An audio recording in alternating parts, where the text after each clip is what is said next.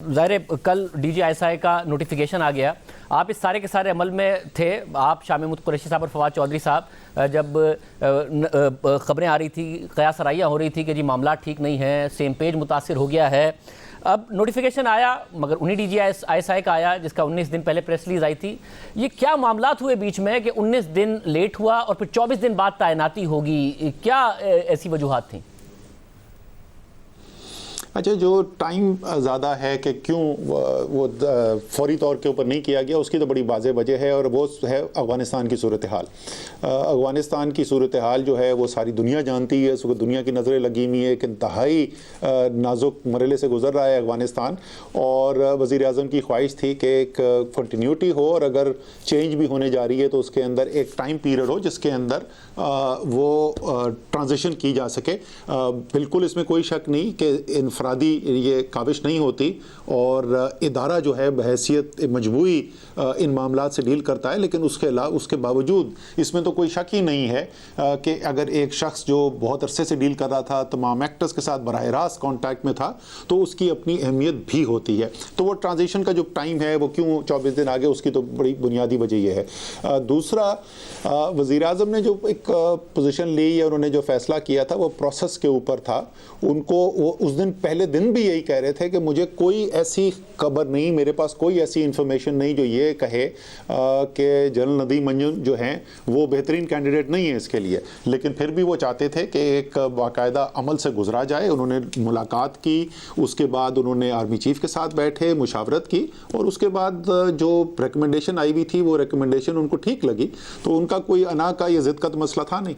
मतलब क्योंकि कल के प्रेस रिलीज में आया कि उन्होंने इंटरव्यूज़ भी किए, तो क्या पहले जो प्रेस रिलीज आ गया SPR का वो वज़ीर आज़म को बताए बगैर आ गया, वज़ीर आज़म से मिलवाए बगैर आ गया? क्या हो गया था कि जिसकी वजह से उन्होंने बाकियों के भी इंटरव्यूज़ किए और उसके बाद नदीम अंजम साहब को फाइनल किया? देखिए, वही मैं कह रहा हूँ ना कि एक प्रोसेस की बात थी, एक ट्रेडिशन है, वो ट्रेडिशन के अंदर इसी तरीके से अपॉइंटमेंट्स होती हैं। और वज़ीर आज़म की जो राय थी वो ये थी कि अगर इस प्रोसेस को हमने फॉलो किया तो उससे बेहतर फ़ैसले होंगे। और वजह उसकी शायद यही है कि जो क़यास आराई हो रही थी उससे बिल्कुल बरक्स सूरत हाल है, क्योंकि एक ट्रस्ट की रिलेशनशिप है। सिविलियन गवर्नमेंट जो है वो पूरे तौर पर इस बात को रिकग्नाइज़ करती है, इस बात के ऊपर एतमाद रखती है कि फ़ौज से जो भी उनके अपने आईनी रोल के अंदर जो भी मदद मांगी गई है भरपूर तरीके से वो मदद हमें मिली है। उस इदारे पर भी एतमाद है, उस इदारे की लीडरशिप पर भी एतमाद है। इसीलिए शायद वज़ीर आज़म ने यह समझा कि अगर उसमें 2-4 दिन लग जाएं और कोई थोड़ी इख्तिलाफ़ राय भी नज़र आए तो उसमें कोई इतना हर्ज नहीं है, क्योंकि बुनियादी तौर पर जो रिलेशनशिप है फ़ौज की तरफ से भी भरपूर तरीके से जो सिविलियन अथॉरिटी है उसको एक्सेप्ट भी किया गया, उसको फॉलो भी किया गया है। तो इसलिए शायद इतना बड़ा ख़तरा नहीं था जितना लोग समझ रहे थे। हाँ, पाकिस्तान की जो तारीख गुजरी है उसको देखते हुए बात समझ में आती है क्यों लोगों के दरमियान दिमाग में इतने ज़्यादा सवालात थे और लोगों को ख़तरा महसूस हो रहा था। लेकिन क्योंकि मैं बराह रास्त, जैसे आपने कहा, उस प्रोसेस के अमल के अंदर हम एक हद तक हिस्सेदार भी रहे, तो इसलिए मैं तो पहले दिन से सब लोगों को ये बोला था कि कोई बुनियादी मसला नहीं है और कोई वजह नहीं है कि अच्छा फ़ैसला ना हो, और जो सबको नज़र आए कि एक अच्छा फ़ैसला हुआ है। आपके इत्तेहादी भी कन्विंस्ड हैं इस बात पे कि दरार पड़ गई है? कामिल अली आगा साहब काफ लीग से, खालिद मकबूल सिद्दीकी साहब MQM से, उन्होंने भी कहा कि जी फिर जब ऐसी चीज़ें हो जाएं तो फिर उसके असरात होते हैं। तो सेम पेज बरकरार है या फिर वो बात नहीं रही है अब?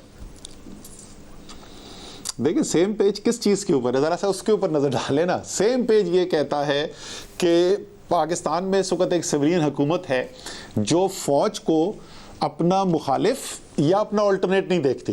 वो फ़ौज को देखती है एक पाकिस्तान की रियासत का सबसे मुनज़्ज़म इदारा, एक ऐसा इदारा जो बहुत ही मुख्तलिफ जहतों के अंदर हुकूमत की मदद कर सकता है। मैं ज़ाती तौर पे कोविड की बात कर सकता हूँ कि जिस तरीके से फ़ौज उस NCOC का हिस्सा है, इम्प्लीमेंटेशन के अंदर वो शामिल थे, तो अगर वो ना हो तो हम ये इतनी जितनी हमने कामयाबी हासिल की वो ना कर सकते।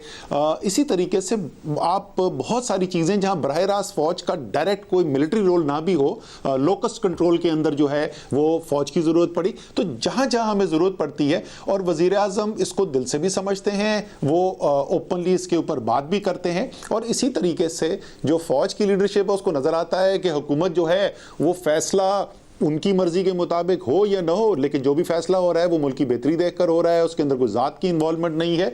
तो एक ट्रस्ट की रिलेशनशिप है, और इसीलिए क्योंकि ये एक निस्बतन नया रिश्ता है, और ये पाकिस्तान की एक हद तक आप अगर देखें ना शाहज़ेब, ये एवोल्यूशन का भी हिस्सा है। देखें, आज से सिर्फ 8 साल पहले तक, आज तक पाकिस्तान की तारीख में कोई civilian to civilian peaceful transfer of power ही नहीं हुआ। 2013 में ये पहली दफ़ा मुमकिन हुआ, 2018 में वो रिपीट हुआ। दोनों दफ़ा जो पार्टीज इलेक्शन हारी उनको बहुत सारे तहफ़्फ़ुज़ात थे, लेकिन उन्होंने लीगैलिटी उसकी एक्सेप्ट की, तस्लीम की, और पार्लियामान का के हिस्सा बने।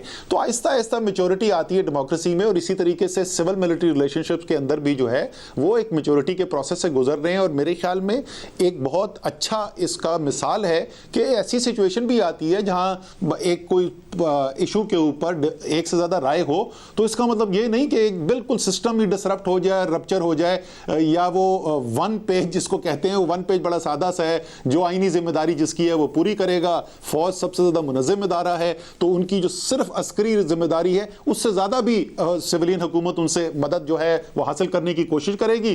फौज सिविलियन अथॉरिटी को एक्सेप्ट करेगी, और प्रोफेशनलिज्म आर्मी को सिविलियन अथॉरिटी एक्सेप्ट करेगी। ये है वन पेज, और इस वन पेज के अंदर मेरे ख्याल में कोई चेंज नहीं है। ऐसा तो फिर आपकी हुकूमत को, जो ज़ाहिर है आखिर के 2 साल हैं और बड़े मुश्किल फैसले भी हैं, IMF का प्रोग्राम भी है, उस तरफ भी मैं आ रहा हूँ, मगर सियासी इस्तेहकाम आपको के लिए बड़ा लाजमी है। बलूचिस्तान में अचानक बाप पार्टी में टूट फूट हुई, हुकूमत चली गई, नई हुकूमत बनने जा रही है, अपोजिशन सड़कों पर है। पंजाब और मरकज़ में क्योंकि आपकी एब्सोल्यूट मेजॉरिटी नहीं है, इत्तेहादियों ने पिछले दिनों अचानक शिकायत करना शुरू कर दी थी कि कारकर्दगी से भी हम मुतमईन नहीं है हुकूमत की, ये बातें भी उन्होंने करना शुरू कर दी थी।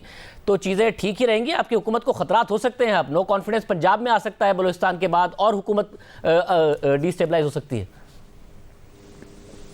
देखिए, एक हद तक तो ये ख़तरात हमेशा से मौजूद हैं, उनका अक्सर जिक्र भी होता रहता है। अगर आपको याद हो कि जिस वक्त शफी शेख का सेनेट का इलेक्शन हुआ था, तो उसके बाद तो ये बहुत ज़्यादा गर्म खबर थी कि बस अगले हफ्ते जो है वो पंजाब में नो कॉन्फिडेंस मोशन आने वाला है, और उसके बाद कौमी असम्बली के अंदर स्पीकर के ख़िलाफ़ आने वाला है।